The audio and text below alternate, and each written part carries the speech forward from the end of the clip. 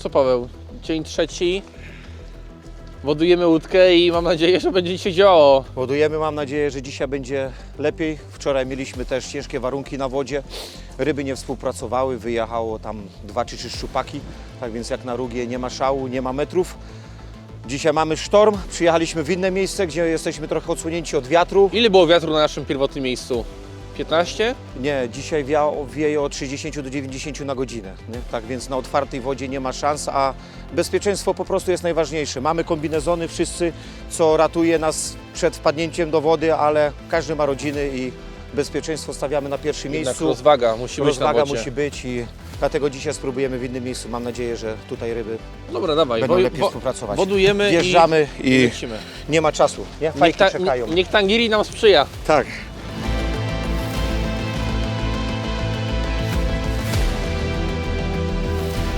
Jeszcze...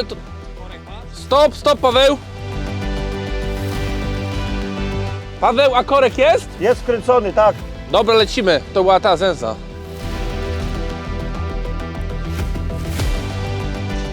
Holenderski system. Tylko rolkę jak możesz wyłóż z drugiej strony.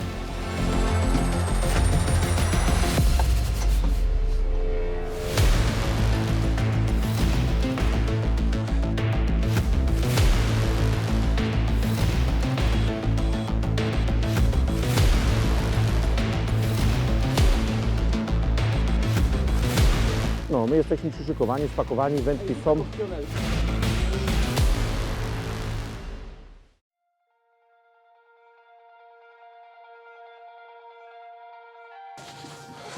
Bakista na ryby nam niepotrzebna.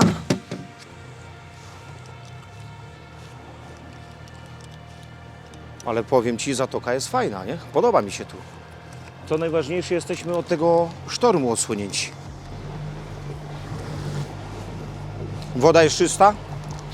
To Przejrzystości było na metr, widziałem przy slipie. moim zdaniem ciemne kolory, tak jak kopyto. Motor oil. Czyli walczymy motorem dzisiaj. Tak mi się zdaje. Wczoraj próbowaliśmy Viperem, woda była czysta i nie było większego efektu. A dzisiaj, no ja zacznę pierw w kopytem, nie? Kopyto się bardzo dobrze sprawdza tutaj na tej wodzie. A jak to wygląda właśnie, jakbyś powiedział, dobór przynęty do klarownej, przejrzystej wody kontra dobór przynęty do takiej brudnej? Jeśli jest brudna woda, tak zakładamy, czy to jest w Holandii, tam gdzie łowimy, zakładamy ostre kolory.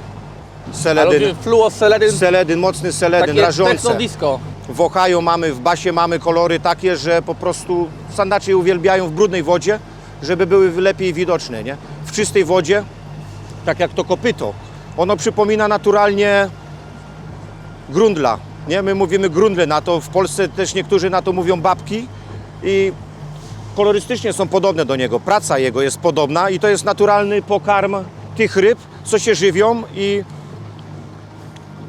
nieraz nie rozróżni tej przynęty, czy ona jest prawdziwa, czy jest po prostu z silikonu zrobiona. Jak żeruje, to jest ogień.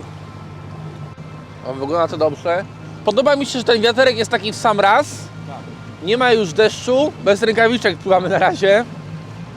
To jest właśnie, Faktem kombinezonem też dużo robią, bo kombinezony robią bardzo dużo, nie? To jest bardzo ważne, żeby nie zmarznąć, bo jak zmarzniesz, nie ma przyjemności z wędkowania, a jesteśmy tu dla przyjemności. dużo komfortu też mi daje to, że te kombinezony są pływające. Tak. Ja wiem, że ewentualnie hipotermia, znaczy nie ewentualnie, tylko hipotermia, ale sam fakt, że nie lecę jak kotwica w dół, napawa mnie trochę optymizmem. Dlatego widzisz, jesteśmy rozsądnymi ludźmi, nie wypłynęliśmy w porcie Waltefart, co dzisiaj wiatr dokracza do 90 na godzinę, bo jest sztorm. Jaka tam była fala? Z 1,5 metra mi się wydaje. 1,5 metra i to jest... Najgorsze było to, że ta fala jest krótka, nie? I są tak straszne bicia łodzi, jak płyniesz łodzią, że no nie da się płynąć, nie? Ja mam 2 dzieci i nie? Masz do kogo wracać. Mam do kogo wracać. Słuchaj, temat ciutkę ciekawszy. Tematem dnia dzisiejszego będą... Szczupaki. Woda jest typowo szczupakowa. Jesteśmy właśnie w takiej zatoce, gdzie wszystko jest porośnięte właśnie trzcinami. Jest płytka woda. Czyli mimo tego, że jest jesień, koniec listopada mamy aktualnie, to będziemy łowili na łąkach. I na jakiej głębokości się łowi ryby wtedy? Zależy. Są miesiące, ten rok był w ogóle skomplikowanym rokiem, nie? Lato było dziwne, w tamtym roku było całkiem inaczej, w tym roku jest całkiem inaczej. Ja to odczuwam po Holandii i odczuwam to tutaj po Rugi. W tamtym roku o tej porze żeśmy byli i łapaliśmy szczupaki na 2-metrowej wodzie i na kantach między 2 a 4 metry na spadach. W tym roku znaleźliśmy ryby na 80 cm, na 60 cm, co jest bardzo płytko, nie? Mamy już, zobacz, 0 stopni, wczoraj padał śnieg i stoją płytko, nie? Stoją już, praktycznie można powiedzieć, że tu już się szykują do tarła, nie? Mają tu spokój, ciszę i spokojną wodę, nie? Gdzie po prostu biała ryba, białoryb wchodzi też na spokojną wodę. Płyniemy, ktoś się może zdziwi, dlaczego tak wolno płyniemy Płyniemy aktualnie. wolno, bo mamy głębokość 0,8 metra. Tak więc po prostu nie chcemy zniszczyć śruby. To jest, można powiedzieć, jeszcze stara, to jest moja pierwsza echosonda, ale taki mam do niej sentymetr. Kupiłem ją ze 20 lat temu. To była pierwsza echosonda, co miała pierwszą mapę tam GPS-a, nie? Śmieją się inni wędkarze, bo zakładają różne 16-calowe, 12-calowe. Telewizory LCD już mają. Tylko telewizory nie łowią ryb. Mi ona jest wystarczająco, żeby pokazywała mi głębokość i to jest dla mnie najważniejsze. Drugą echosondę mam z przodu, którą zaraz włączę. To jest główna mapa, gdzie pokazuje mi wszystkie kanty, Ale tam wszystkie też jest spody. konkrecik. No i dużo pomaga to w wędkarstwie Ale też u każdego wędkarza. Łowisz też sporo na werta, Wertykalnie. ważniki. Tak, przy tym jest bardzo to potrzebne. Czy może funkcjonować technika wertykalna bez ekosondy? Może. Były takie przypadki, że akumulator się rozładował, nie, po prostu nie był naładowany i zgasła echosonda, ale już mamy takie, jak to mówią niektórzy wędkarze, Czucie? nie wyczucie, po prostu wiemy mniej więcej już, gdzie ta ryba może stać, mniej więcej gdzie, jaka głębokość jest, o której porze roku ta ryba tam stoi i tak samo możesz ją, jak to w Polsce łowią często, w dryfie łowić, nie? Mamy dryf kotwę na przykład tutaj, nie? Ja tego nie używam, bo pływam na silniku elektrycznym w Holandii. Tutaj używamy dryf kotwy, no bo po prostu nie mamy gdzie tych akumulatorów naładować, nie? Tak zapytałem Cię, Paweł, bo oglądałem Twoje tackle boxy przynętowe. Jak długo łowisz tam przynęty relaksa? Bo faktycznie masz wiedzę i doświadczenie przede wszystkim. To chyba ludzi interesuje najbardziej. Ze wszystkimi przynętami relaksa to mam około od 3 lat, nie? Styczność. Naturalnie na relaksa łowiłem jeszcze jak byłem małym dzieckiem. To były pierwsze przynęty, To chyba większość z nas na dzieciaka latało. które były na rynku i nie było nawet żadnych innych przynęt, nie? Samo z siebie to mówi sandacz 101,5 cm na kopyto białe, zwykłe kopyto białe. Mówi samo za siebie, Czwórkę? nie? Jest to naprawdę było mega przeżycie z brzegu, nie z łódki. Stary, jak ja bym złowił jeszcze w- sandała 101, to Jeszcze w tamtych czasach nie było możliwości, żeby kupić taki sprzęt, nie? Są przynęty bardzo dobre, są przynęty, co jest najważniejsze, niektórzy mówią, że Chińczyk, to nie jest żaden Chińczyk, przynęty są produkowane w Stanach z największej jakości, ludzie się dziwią, cena do jakości przebija inne przynęty moim zdaniem na głowę, nie? To, że jesteśmy w teamie relaksa, nie, to nie znaczy, że bo trzeba wyreklamować tą przynętę. Nie, te przynęty się sprawdzają. Znam ludzi, którzy są praktycznie też w Holandii, łowią na inne przynęty i nie mają takich sukcesów jak na przykład teraz Bass, Piątka i Ohio. dla mnie sobie byliśmy W Holandii to jest, sorry, że Ci przerwę, Wojtek, w Holandii jest, nie ma dla mnie lepszej przynęty, nie, kolory te, co teraz wypuścił Relax, nie, to jest strzał w dziesiątkę. Odnośnie bassa, bo faktycznie bass jest jeden z moich ulubionych przynęt, to mieliśmy taką historię teraz w Serbii, mieliśmy testera, który łowi praktycznie zawodowo. Ja mówię, wyjąłem moje pudełko, mówię, słuchaj stary, bo weszliśmy na jego łódkę, wszystko wiesz, wypas, to wypada coś cokolwiek, nie? Tak. Mówię, słuchaj Żirko, tu mam tego bassa w piąteczce, to będzie twoja lucky lure. On ją dostał i przy barce, nie wiem, w drugim czy trzecim rzucie wyjął sandała. Mówi, o, to jest moja szczęśliwa przynęta. I tak się utarło, że ten bass taki szczęśliwy. Jest szczęśliwy. Ja rozmawiałem też z Danielem, żeby na przykład Bass jest trochę wąską przynętą i ciężko go będzie pomalować w tygrysa. To, co zrobiliśmy teraz z kopytem. Tak zwane, Dużo ludzi jeszcze tego nie widziało. W Holandii u nas sprawdza się, my na to mówimy tygrysy. Przynęta pomalowana w paski, nie? I sprawdza się to. Zielony kolor, on przypomina okonia.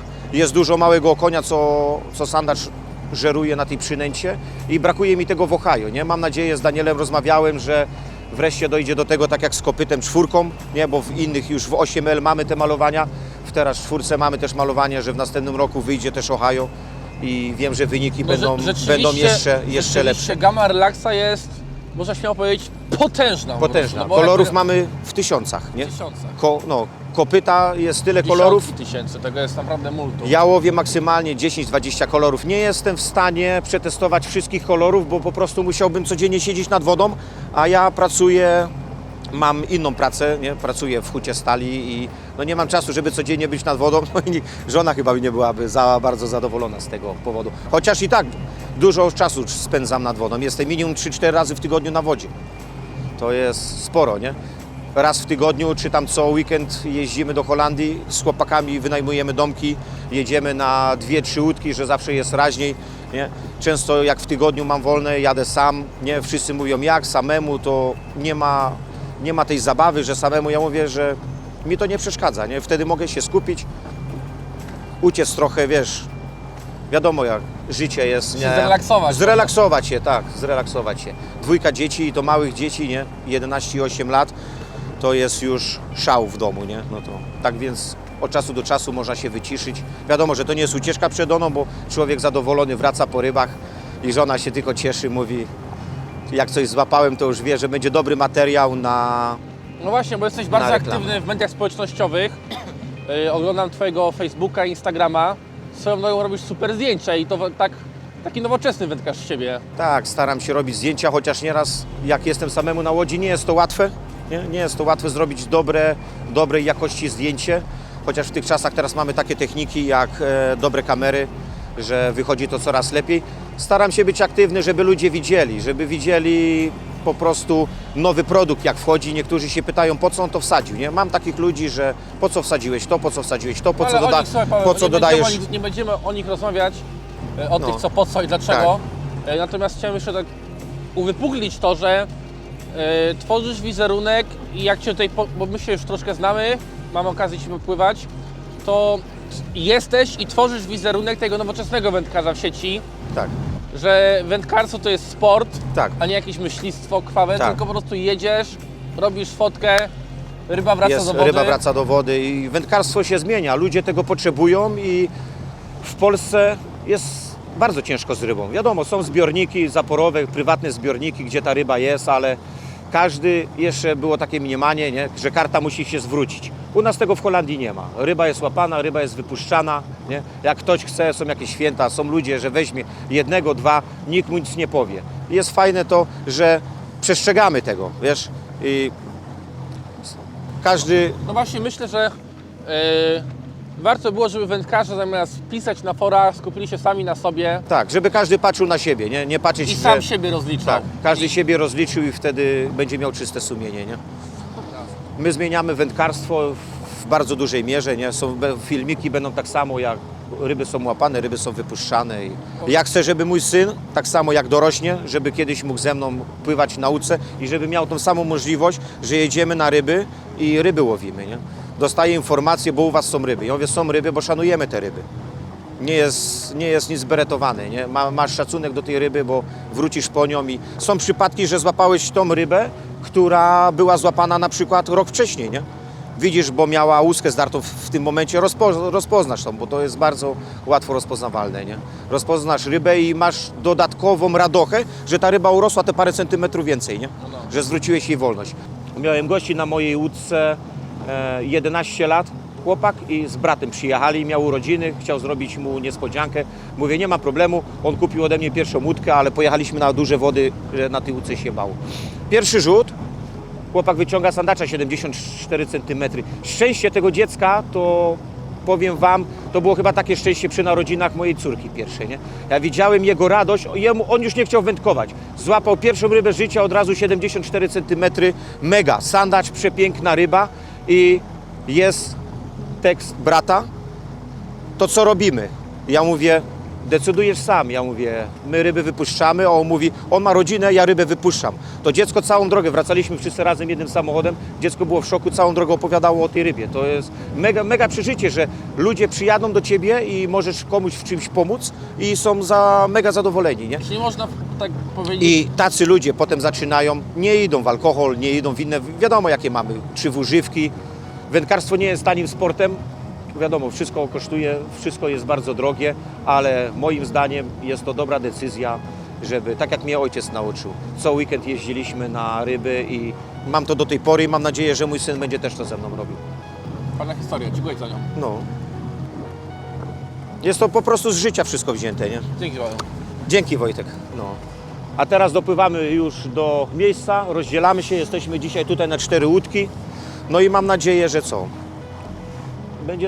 Będziemy atakować.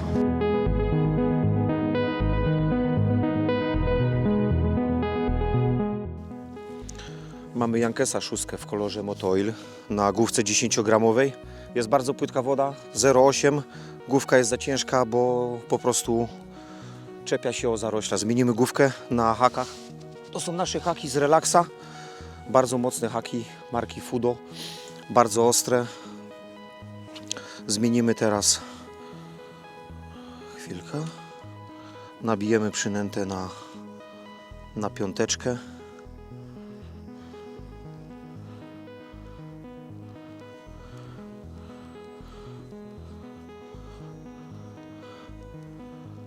Hak ładnie wystaje, tak więc nie będzie problemu z zacięciem, ale w razie czego przynęta jest tak długa, jeśli szczupaki nie są za bardzo aktywne, dołożymy mu jeszcze też z Fudo do zbrojkę, gdzie będziemy pewni, że po prostu szczupak nie odgryzie nam ogona. A grawki nasze relaksowskie możecie zobaczyć, jak jest tak zimno, tak jak teraz. Zakładamy, nie ma jakiegoś odpinania, przecinania, cyk, przynęta jest zapięta. Kotwica z dołu, hak z góry, zobaczymy. Jeśli będzie się czepiać, zmienimy na górę, ale tak jest idealnie uzbrojona przynęta na szczupaka, na bardzo lekkiej główce.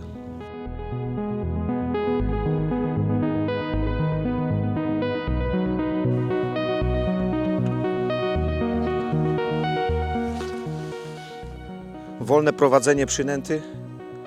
Czasem możemy się zatrzymać na chwilę, on to lubi. Przyspieszyć.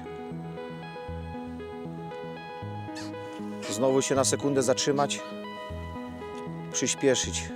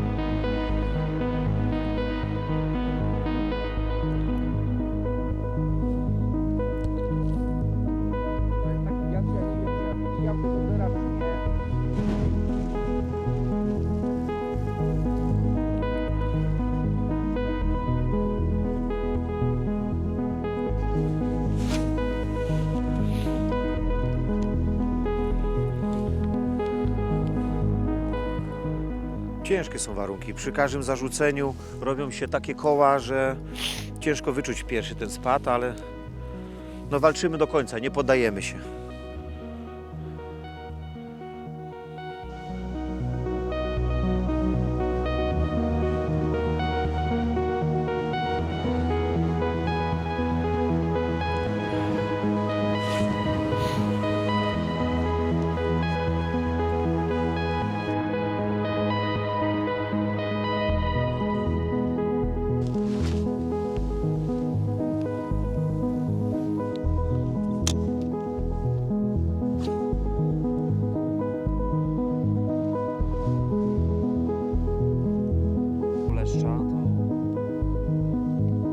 To pracuje, synek. To zapierdalaj, synek.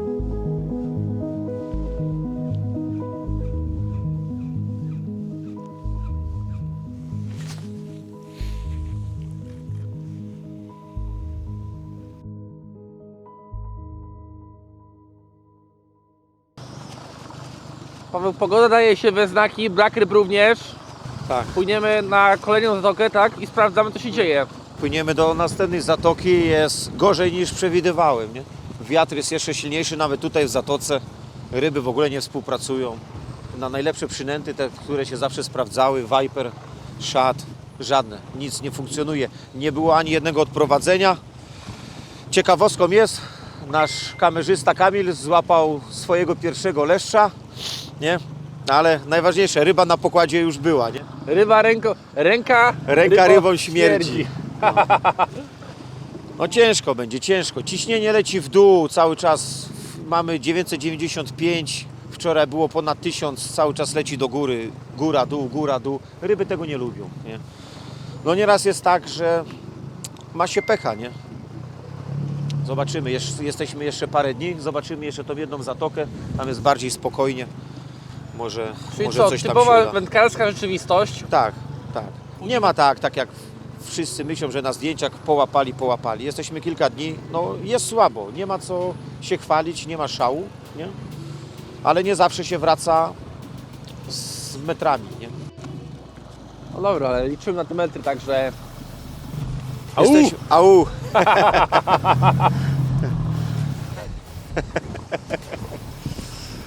Zaraz wpłyniemy tam w tą ekę. Daleko płyniemy jeszcze do przodu? Zobacz, co się dzieje, jak wieje, nie? Tam będziemy osłonięci.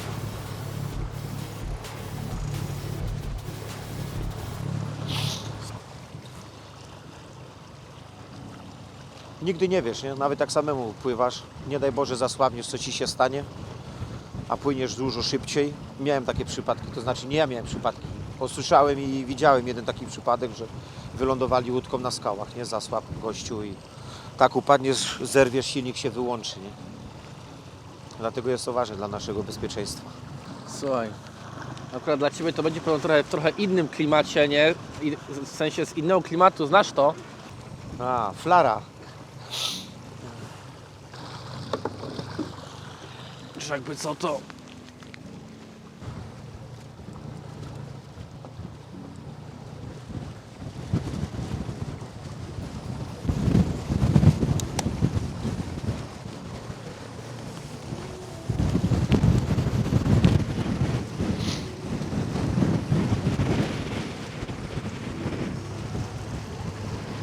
No, trafiliśmy pięknie z pogodą.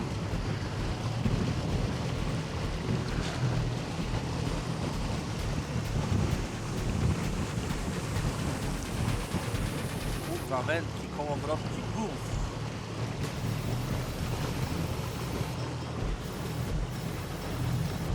Tu mamy taką cichą zatokę. Oni tam, wiesz, znają te miejsca, że niby tylko tam stoi, ale to jest otwarta woda. Może akurat coś trafimy tam. Jak wszyscy płyną tam, czemu nie możemy spróbować gdzie indziej? To już w Holandii nieraz tak było. Ostatnio jak Adaś było u mnie. Pojechaliśmy na Pajki. Ja mówię, Adaś, musimy zaryzykować, chcę złapać szczupaka. Popłynęliśmy, było słabo. Jedno tylko wyjście było, odgryziony ogon. Ja mówię, po 2 godzinach, ja mówię, dawaj, uderzamy na sandacze. Ja mówię, jest taka pora, że akurat powinny żerować, nie? Trafione w 10. Guma spuszczona, bum, siedzi. Adam w szoku, nie? Ja mówię, spuszczaj gumę. Adaś spuszcza gumę, bum, siedzi. Akurat wyszły na żarcie. I co? Wypadło mu na kurtkę flądra 5-centymetrowa. Jest woda też morska, nie? Jest duże zasolenie, wchodzą ryby morskie i tym żeruje. To żeśmy doszli do tego, że wiesz, tak samo krewetki. Wiesz, zmieniliśmy kolory na naturalne kolory, takie jak mają krewetki z różem coś i od razu branie za braniem, branie za braniem. One wychodzą na pół godziny, 40 minut, wychodzą na żer, Mam jednego raczka. potem leżą z pełnymi brzuchami. Ale to jak już do mnie przyjedziecie, to takie eksperymenty można próbować. Tym bardziej zimową porą.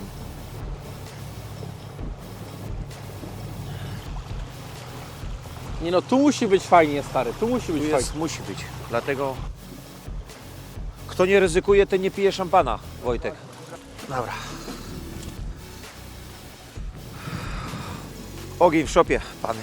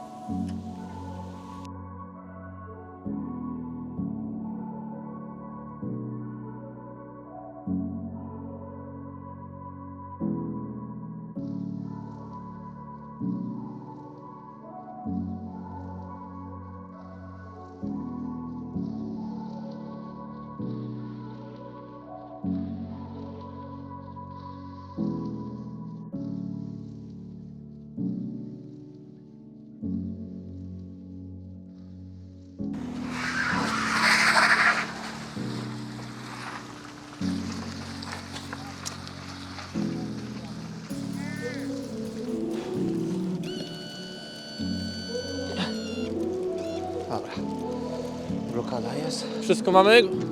Coś tu jeszcze robimy, czy nie? Nie, to już nie. Dobra. No i co, Paweł? Co, dzięki za fajnie spędzony dzień. Piątka, że przetrwaliśmy, można Tak, powiedzieć, bo przetrwaliśmy. fala. Ile miała w porywach dzisiaj? Ciężko to określić, bo Jak dla mnie meterek był przy wyspie. jest masakra, nie? Rano jeszcze było fajnie, jeszcze można było trochę połowić, ale no teraz to, co się dzieje, to jest za bardzo niebezpieczne. Stwierdziliśmy, że spływamy. No dzisiaj mieliśmy próbę charakteru i wytrzymałości sprzętu, bo balony na plecionkach, nie było czuć plecionki, przynęty, no niekoniecznie tak to powinno wyglądać. Ciężkie warunki, nie mamy lekko na tej wyprawie, no ale głowa do góry, obmyślimy przed chwilą zaraz jakiś plan w domu przy obiedzie i pomyślimy, co z jutrzejszym i pojutrzejszym dniem, nie? No dobra, oglądajcie dalej, czekam na... No, czekajcie na naszą relację. Trzymajcie się. Hej.